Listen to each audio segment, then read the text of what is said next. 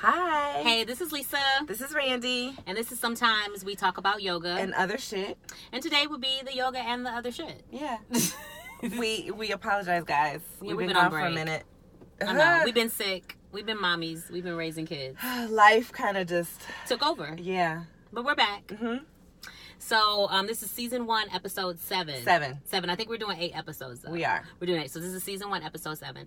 And today we are discussing yoga and religion and spirituality and the church not being okay with yoga. Some churches. A lot of black churches. Yes. How we grew up. Yeah. So, Randy has a story. So, we have people that we teach, and they come from all different walks of lives. And we had a student come in one day, and she was like, "Woo, child, we need a support group for PKs who are woke." And I was like, PKs who are woke. I was just so intrigued, because a PK, in case you don't know, is a preacher's kid. Mm-hmm. And then whatever she was going through, the other person she was speaking to in class was also a PK. And I was like, wait, tell me more. Yes. Tell me more. And so I was able to talk to a few people off of the record. Mm-hmm. So that means no names. No names, no faces. Mm-hmm. And it is because, people want to still be quiet about it. We want to protect the innocent. We want to protect the innocent, because everyone is not always okay. Being as open as we are. And it can kind of look at as a shame to your family by speaking out about these things. It looks like it's derogatory, but I don't care. Right. But people do, so we respect that. So here's the thing, is that a lot of people were raised in the church, which Randy was saying she was raised in a black church. I was raised in a very, very strict black church where nothing, it wasn't okay. I was raised sanctified, saved, sanctified, Holy Ghost filled. No pants. The women had to wear. No pants in the sanctuary? No pants in life. Oh, in life? Women. Yeah, no pants. No, not even, that wasn't enough. Oh. No, so my grandmother, I don't even know if I ever saw her with pants on. Maybe I did. Maybe later in life. But my aunties too. Okay. And then women had to wear, I'm calling it a doily, a plastic napkin. That's what it looked like to me. They had... Shock. If you're listening and can't see, my mouth dropped open, and I'm shocked because doilies. I know Lisa now, so you can see it didn't work out. It didn't go well. Clearly, I was the black sheep, and it did not work out for me, right? Wow. Yeah. So my mom would wear the doily with the little bobby pin. Yeah, so it wouldn't, come off of her head. Women were not allowed to wear makeup or anything of enhancements. And even that whole red color was looked down upon. And I come from, my grandparents were extremely, extremely strict. One of the founding members of the church that we grew up in. Which was in Detroit, Solomon's Temple, 7 Mile. So it was very boom, boom, boom. Mm-hmm. And coming out, even doing what I do, things have changed now. But I broke away from the church at an earlier age, because at some point, I'm like, this ain't right. Yeah. It doesn't feel right. But we feel like we have to keep doing these same things that the church tells us to do, because this is history and this is law. And this is what your mom and dad said. And this is how it should be. Mm-hmm. But yeah, I grew up in the church. I have very religious family members. But I have open-minded parents. Mm-hmm. Me too. And still have a strong faith. It just looks a little different now than it did growing up. So one of the things that I was sharing with the ladies when we were talking, because they did let me talk to them and I got some information to share, was that, what started changing for me when I started realizing that people are actually taught that yoga is bad was for example, I wanted to take a yoga class that had to be 99 or 2000. Didn't know much about yoga, just studio popped up in Royal Oak, and I was here and I was working, and I asked a friend who went to a pretty big church to go try this new class with me, and I'll never forget it. And she was like, if it was something else, I would go, but Bishop says you got to be careful with that stuff, because you could be opening windows to hell and letting demons and devils in. Thank you for saying, I'm so glad you said that, because what does that mean? And I don't know what that means, because I've heard that on numerous occasions, that people say you shouldn't do that because it can open up. And my first question to people is, Open up what? Well, I don't know. And I want to ask, and I wouldn't. And I don't even want to ask the bishops or the preachers because I don't even care that much. But did you ask? No, I didn't ask that friend at that time. I just kind of shied away from engaging with her because I wasn't even a yogi at the time. I was just something I was interested in that looked cool, and I wanted to learn more. So I didn't even know. I have had people ask if it is a religious practice. So even with that, I feel like there's an ignorance to it. That because you don't know what it is and where it comes from and what it does, then we're just going to dog it out and say that it's bad. Because without asking the questions, in very strict religious surroundings, the only way is that way. So look. And anything outside of that. I will say this too. That bothers me because I've been on my search of my own religions on their own. And most religions feel like this is what you have to do. This is what you have to believe. And if you even question something no questions. No questions. You are a bad person. Whether you be a bad Christian, a bad Scientologist, a bad Muslim, whatever. Questions are bad. Questions are bad, which to me doesn't even make sense. So you want me to do this. But I can't question. But I can't question. And so for me, it was never going to work, on that path that I was on. I grew up apostolic. Okay. And so for me to do that and you say, just do this, and this. But why? Yeah. And so my question, but why though? But what is this? But what is that? Yeah. Well, that's just the answer. And nobody can really give you the answer. So because they can't answer, honestly, I don't think they have an answer. That's one. I think they will quote Bible scripture though. But that's not an answer. I know, but they'll quote Bible scripture. They'll quote scriptures, which to me, you might as well recite the alphabet. Because okay.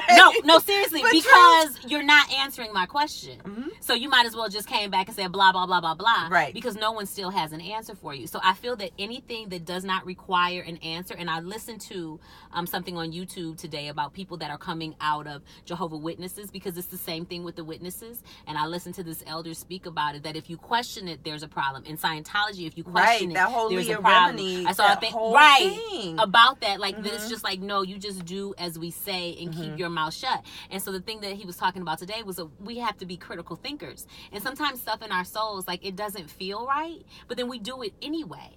So what I do know, just personally, and you can Google this, more and more young people are looking for something else. Yes, because they know it's BS now. And even older people, middle-aged people who have been in this life, a certain life, for a long time, are starting to just be maybe less invested in going into their own personal practice space. Because they get that it's personal. Listen, because I think that they know that it's BS now. Not that God or Jesus is BS. No. I'm talking about the physical church doors, and that whole thing is BS. The whole thing of not asking questions, because now it's okay, and we overlook, the pastors, with extramarital affairs, the pastors with side babies. We overlook the priests and the fondling of the kids. Like, all of this stuff has become normal. And so you want me to walk into these doors and have these conversations with you with these false truths. And for me, because my family did grow up, as pastors, as deacons, as ministers, like, I'm looking at y'all like... I have quite a few in my family too. So when I look at them, I'm like, yeah, you can't preach to me. So if... Thanksgiving can be real funky. No, so it's uncomfortable. It's uncomfortable because when I'm never calling anyone out on their stuff. But if you were to call them out on their stuff, why am I listening to you I don't put my faith in any man on what he has to say. And I think that's one of the things that I took away from it. My own personal thing is it's great to go to someone, to any class, to any lecture, to any and gain knowledge. We all need that. We all need like a little tune-up, a little. And sometimes it's cool to go to somebody who's really animated and can deliver a message and drive it home. I don't need it every week. I don't need it twice a week. I don't need it Wednesday, Sunday. So I don't need it like that. But I do visit churches. I do go. But one of the things that we talked about with the ladies that I talked to, is that they did grow up in two different church environments. One was very traditional, and I don't want to reveal too much because I don't want anybody looking and listening and trying to piece together who the heck we talking about. But very traditional in the sense that in the church that they grew up in, even though this person was very smart, very capable, well-spoken, great grades in school, debate team at her school, got to a certain point in her 20s and realized all the male members of my family have been groomed for leadership positions within this church, this family business. I have been groomed to be a mother and a wife, despite my talents. Which is absolutely ridiculous. And that's not all religious practices and not all church surroundings. But for her, this was where she started to see the light started to go the unfairness and some of the sexism and some of the other stuff in the church. And then she started to just kind of question, like, what have I been taught as a woman? Some of the things that she's like, I'm modest and I'm this and I'm doing everything right. And yet certain things in my life aren't right. And am I to believe that is because I'm doing something wrong? That like, I'm not bad Christian. Praying enough. I didn't tithe enough. Yes. I didn't read my Bible enough. I wasn't nice enough. I didn't do this. She said, but I'm doing everything right. And these other things aren't working out for me. Or just seeing other people feel like I'm having a bad time in my life and I got to really go and give more to the church. I got to do more. And that's not, bad things happen to everybody. You know, I don't care if you go to church 2 days a week, 5 days a week, 7 days a week. Never at all. Or never at all. Bad things happen to every single one of us. And I never want to diminish the fact of, like, I'm going to pray to God and make sure that this is okay. But it's okay. And even from my own personal experience, it took me so long to get on medication for the anxiety and depression. Because of what you were taught in the Because church. of what I was taught. Because it was just that God is going to heal you. And so I would sit down with my scriptures. This is my Malaby definition. But I would sit there with my scriptures and I used to read my scriptures every day. And I just kept getting crazier and crazier. And then when I started seeing my therapist and we were talking, I said to her, I'm coming to talk to you, but I can't get on the medicine because God is going to heal me. And if I take the medicine, then that means that I don't believe that God is going to heal me. And you know what she did? She wrote you a prescription. She did right like there. this. Let me know how that works out for you. Oh, that hurt. Oh, that hurt. That hurt. But you know what I did? I will. You know, because this is exactly what I am supposed to do. Like, I'm supposed to sit and I'm supposed to be still. And I kept getting nuttier and nuttier and nuttier. And then finally I had a conversation with my mother and I'm trying to explain to my mom, like, well, Mom, I can't take the because the medicine means this and it means I'm not listening. And she was like, Lisa, this is her words, God made medication too. And so then for me, I go, God made medication? I can do medication. I can do medication! It's the stupidest shit, right? And then even when I look back hindsight, like, I feel like one of those commercials, like, you know, like, wow, how stupid was I? It reminds me of that interview that Tom Cruise did with Matt, whatever his name is, when he called him glib because he was talking about Scientology and that you don't need medication. Like, it was like, okay. It just doesn't make sense. It just does not make sense. And we have taken not just one religion, not just two, but I personally feel like we've taken mostly all of these religions and we've used them as a way of control. Exactly. Like a way to control people. My disclaimer is Lisa and I are speaking from our own personal experiences. Absolutely. And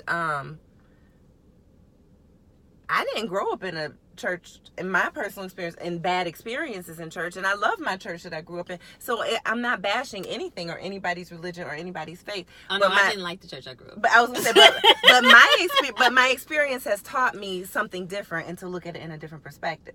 Whereas you grew up in an experience where you like, I don't ever, I'm out. Look, even if I ride past that church, I'm like, oh no. There's this thing. So this happened. I didn't get baptized until I was later in life because I was scared of going underwater. I was scared of the water. But I was more upset about disappointing my grandparents. Really, my grandmother. So I'm grown. I'm walking through, and where I come from, they whoop. It ain't like, oh, bless you, God. It's not that. I got dunked. It's full dunk. Okay, so I'm already like, they're gonna take me under the water, right? Right. So he says whatever he says.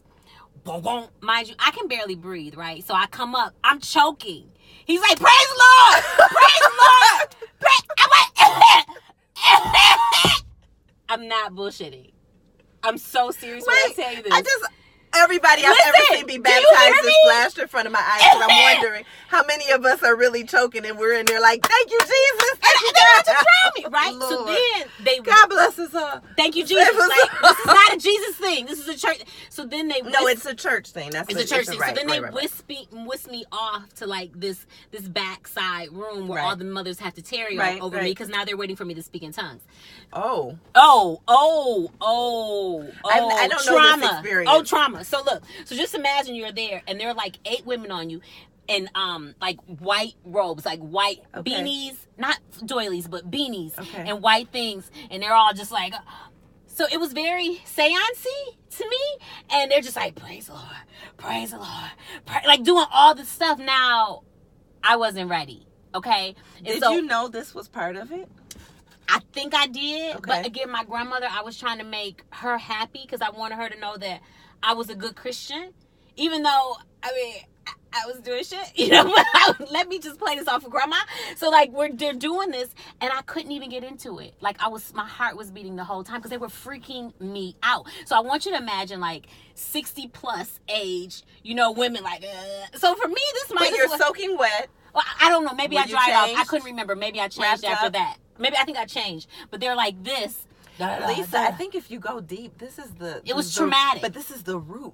This is the root. Wait, I think if you go deep, this might. Do you know how long we were in there? Like an hour. So then I come out the room. My grandmother's sitting in a chair. So you never spoke in tongues? No, but my cousins used to fake it so they could get out the room. But I wouldn't even know what that looks like. I can. First of all, I can speak in tongues and I can fake that shit too. Like that's just a sidebar, which I'm not saying is right. I'm just saying if you got to get out of the room, you got to figure it out. Okay. So some of my cousins have faked it to get out of the room, but. Wow. But yeah, because it's traumatic. And we're not adults at this time. We're kids. Right. So I get out there with my grandmother sitting in the chair right here. And all I could do was, I was just looking up going, can you go get my grandma, please? Like, that's all I kept saying. Like, could you go get my grandma? So then I came out and she was like, they told me you didn't do it. This is very culty. And I was like, I'm sorry. This is very culty. And I said, I'm sorry, grandma. And she was like, it's okay. And then like, we just walked away. But that was BS, you know, and I think now a lot of things have changed and they realize that wasn't like the right way because as a child, if someone is, listen. I feel like covering up. I feel so like vulnerable I was so vulnerable. I feel like all of that because of the story you just told. So we go. My grandfather passed. We had the funeral in that church. My grandmother passed. We go back to the church, and all of my cousins, as we're walking up the steps, we were like, we're not coming back here after this. Like, this is the last time we come into this church, just because it had affected each of us in a similar but different fashion. For that, to the point that even my cousin has this dinner, right? So, you know, so on my leg, I don't have my shorts on, but I have a Buddha on my shin and a cross on my thigh. Okay. So we're preparing the dinner for my cousin's house, and he goes, cover up. Are you going to wear your leg out? Are you going to cover it up? And so, you know, in my own boastfulness, I was like, I'm going to do whatever I feel like doing. But when I went home to put my clothes on, you made sure to cover up your tattoos. So my auntie wouldn't say anything. I think we, in a different way, are affected by people who are super religious in our lives, affect us in different ways. I know that people look down upon if you go and get a reading or talk to tarot or those kind of things. And I got a lot of family members who might even be listening to this podcast who have sent me scriptures about why that's not good. Have you they? How did you respond? Did you respond? I appreciate that. Thank you. And that's all I could, like, because I feel like it was coming from a place of love from what they knew. The fear of the biblical perspective they were coming from, they were sharing with me from their perspective a way that I needed to understand the word in that way. So it was a thank you, and then it was, but I'm gonna keep doing what the hell I want to do. Keep doing. Because I don't feel like what I did or who I've spoken to or who has come through from readings for me, all that did was validate that God is real for me. For me too. And so it wasn't a bad thing. I don't know. I don't know. It's such a hard thing, but I do feel like we are becoming more woke. Look, we're completely woke. And I don't want to be woke and be stupid. No. But I do know that it's a touchy subject, and I can't imagine, like, you're not in it, but for the people that are students that we're talking about, they're still like 1 foot in and 1 foot out. They are still 1 foot in and 1 foot out. And so even though their yoga practice, or even having a crystal on their mat, or wearing a crystal on their body, or even talking about spirit in that way, even though that fulfills them and makes them feel good because they feel like that's the piece that was missing, like, this is what I believe in, they can't even express that openly. One of them said, I feel like I'm living a double life. And no one should feel like that, because at that point it's like you're in your own personal prison. You're trapped inside and it's all of a because cell you're looking of yourself. But it's a spiritual journey. So that just was so deep to me. How can you be on a spiritual journey and be living a double life? Living a double life because in your head, this is what you have been taught. This is what you have been trained. Don't question this. This is what it is. Her story was so deep, and I do have her permission to share, and I'm not going to put any identifying characteristics. No. But she went to one of those churches where there was infidelity, where there was physical abuse, mental abuse, sexual abuse. She went to one of those type of churches where she felt like it taught her to be inauthentic, because she had to put on the saved, sanctified, and blessed and highly favored suit and hat, and be okay, and present, yeah, and quote scriptures and invite people into the church. And it was BS. And it was, and in her mind and in her heart, she's looking at all these leaders in the church like, none of y'all are authentic. BS. This is all lies. It's BS. It's all lies. And so from her experience, that's like some like Greenleaf, some soap opera stuff, right? You know that's why I can't watch Greenleaf. Greenleaf is so good. Because it's so good, but it's so emotional for me. It is so emotional for me because all of that stuff, like, and I thank them so much for doing a show like that, for exposing and for showing that remove the veil. And again, I'm not saying all churches, but a lot, but or even enough to where people are confused. Yes, because that is confusing. No, so confused. And when I was a child, what I saw, one of my aunties was being physically abused by her husband, who was a pastor. And then in order to divorce him, it was okay. But then she was silenced in the church. She couldn't hold any like committees or organizations because of the divorce, even though he had abused her. So that went on for some time. But then as a kid, I'm like, well, that doesn't make sense. You know, because I wanted to say to them as a child, like, well, that's not right what he was doing. So why would you punish her? Like, in my child mind. You already knew. I knew. So that's why I knew, like, once I get older, I ain't coming back. Like, now I gotta come here. Yeah.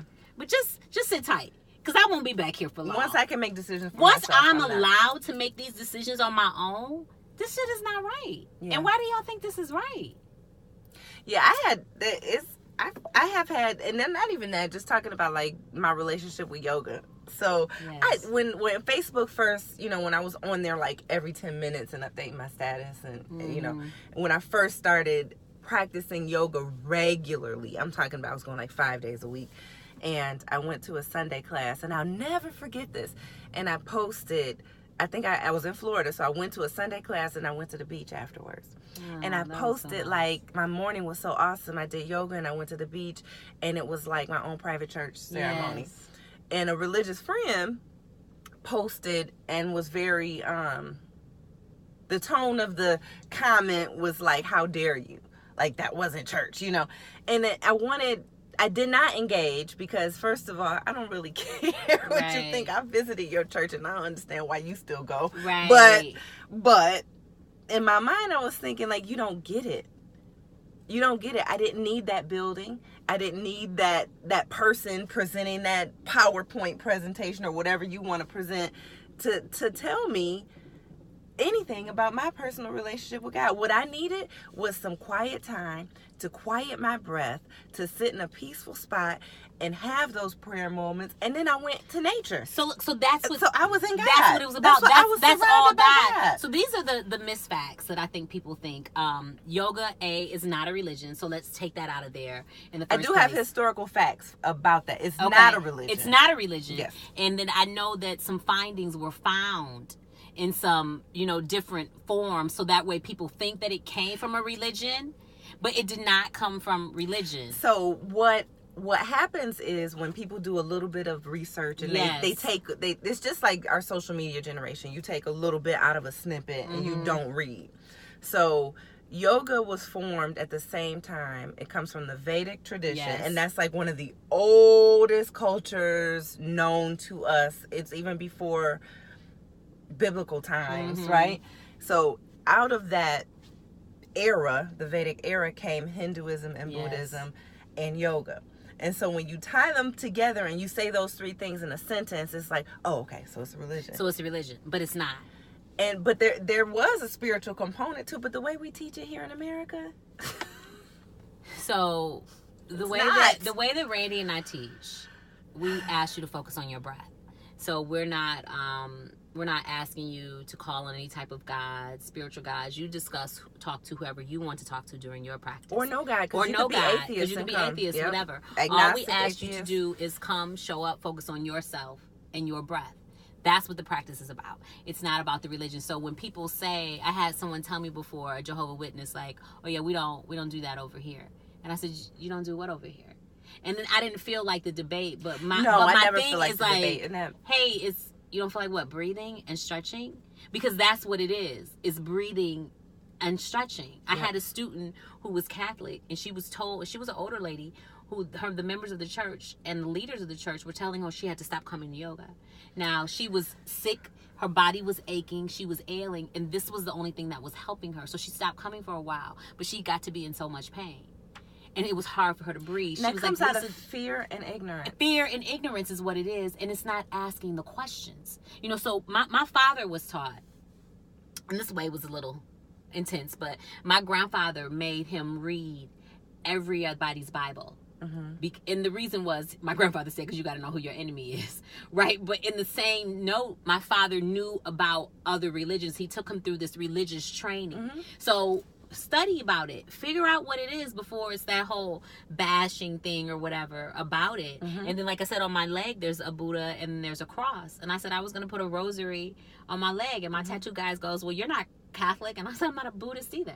Do you understand? Like, and he just busts out laughing like, you stupid. I'm like, I know, but about all of these things, it's about spirituality in it all. So I know a lot of religious people that even have a problem with the term spirituality.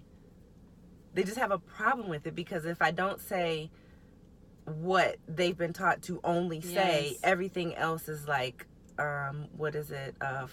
Worshiping false idols. Yes. We show up on our mats and we breathe and we release and let go. So if that thing is stopping you from showing up to a yoga class and breathing, now if you go somewhere and they're like, hey, chant Buddha or chant this, and you don't feel comfortable, don't do it, or find a different space. Right, don't do it. Or find a different space. And ask questions. Questions. But it is uncomfortable. But to that point, I've been to many churches where I felt very uncomfortable, and they proclaimed to worship the same God I did. Absolutely. Felt very uncomfortable. I just saw a Twitter thread, and I'm not on Twitter very often, so if anybody searched me, I don't even know what my Twitter name is. But it was a Twitter thread, and it was about this woman. It was an African woman, and she owned one of the biggest hair beauty supply stores. Sweet. And she was like one of the best weaveologists in the area, and she had the best hair, and she had the best skills, and she had all the clients. And she was a millionaire before 30. Wow. So this woman was very into her church. This woman was also single. And so as an African woman in whatever culture, and we could say any woman of any culture, you looked at crazy if you don't, if you're not tied down to a mate at a certain time. But she wanted a spouse. She wanted a mate. And it's particularly in church, that's what you've been taught, is to pair up and partner. And anyway, so she went to the pastor and, you know, how can we pray for my husband? All the things that you can think of bad happened. They started, you know, manipulating her with her money and her ties. You're not tithing enough. You're not doing enough. You also need to stop wearing weave. This is her business. You need to stop wearing weave. You need to scale back the makeup. You need to dress more modestly. She's in the beauty business. You need to be at all of these things, and you need to be at all of our functions, and you need to be here and do this. So she stopped working as much. And so when you stop, then you have other people that work for you, but then they started taking advantage because you never hear. So you being robbed blind. You're giving everything to the church. You've come out of whatever your personal look is and how you have built your business. Lost her identity. She lost her identity. She became more modest, took all the weave off, didn't do the makeup, and still no husband. So now I got to give more. I got to do more. I got to be more. And the church is robbing her blind. It's BS. So at the end, she don't have no church, she don't have no business, and she still don't have no man. It's BS.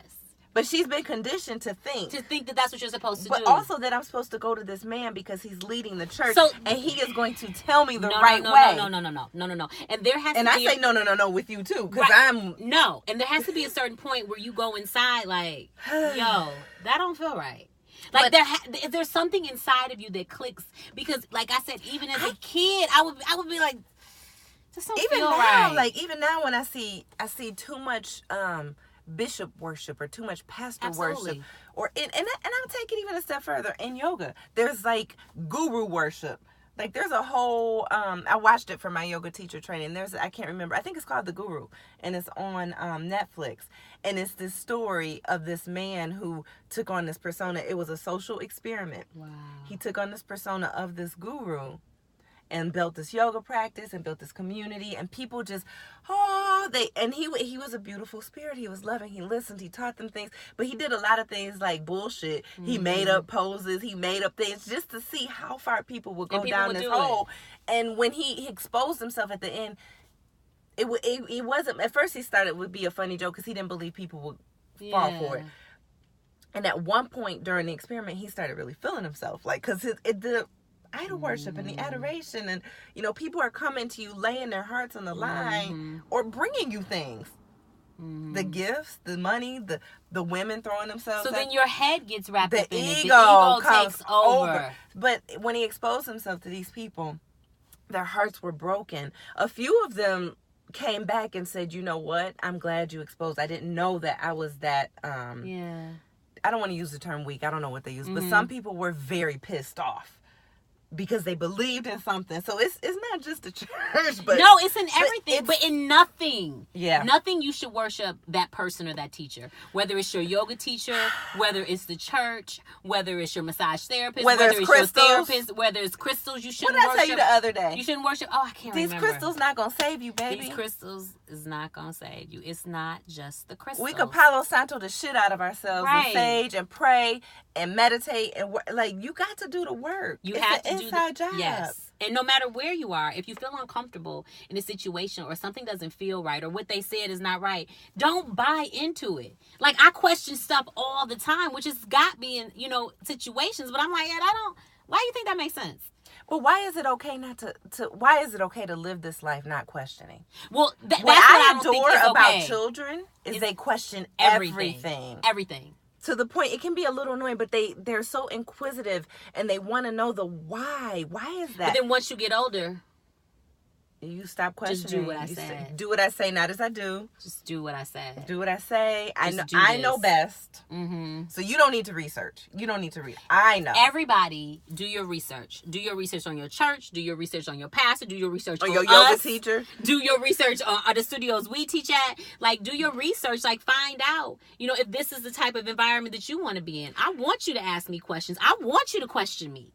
Like, Lisa, is this all right? Don't take my word like it's gospel of anything that I say. Yeah. Like, I'm good with that, and you should. And I don't know idol worshiping of any sort. No. And yoga teachers and pastors and bishops or whatever. And I just want to, this is such a silly analogy, but in every kids movie, in every parable, in every successful story, even if you go to the Wizard of Oz, the answer is always in the character. They go through all that shit. They go through everything, and the answer is always within always you. Inside. Every freaking time. That's what we inside. That's what we teach kids, because it is a real thing. Mm-hmm. The voices that you hear, your intuition, your gut, your physical feelings, Those are all things. Or even whether it's God and your ancestors speaking to you. Can we talk about like that? let them speak through you, like they're trying to tell you something. Listen to those answers on the inside. You know the answer anyway. So I digress, but one of my favorite parts of Black Panther is when he goes to Ancestral Plane. Because I'm like, I knew it. I'm like, see, I wasn't crazy. I do talk to my grandparents. I do. They're dead. I just left a read. And some of my ancestors showed up. And she's asking me about them. I'm like, absolutely. Yeah, that's that. And so when I watched that movie, like, there were so many things that made me feel good. But that is one of the ones where I was like, the fuck? Why do I have to pray to Jesus only? Like, great. I'm glad he has my back. He died on the cross. But my ancestors are there too. Oh, my God. And probably more accessible. So, Randy. Sorry. Right. Yeah, because Jesus is busy. Yes. I wasn't trying to be smart. I'm being serious. I do think Jesus is really busy, as so many of us. What's the takeaway, like, from this that people can go back and go, okay, boom, I'm in the church. I want to come out. I don't feel good with this. Just, what are we suggesting? What are we saying? Speak your own mind. Feel your inner spirit. Move on. Continue, guide on with your life. Yes, all of that, and do your research. Do your research. You might not be okay with that church, but maybe there's another one for you. Maybe you need to look or at then someone here's else. the key line before we end this today, because we just talked about this. Somebody will go, oh, I can't do that because then the bad spirits will come in. I can't do yoga because the bad spirits will come in. Or if I talk to my ancestors, the bad spirits will come in.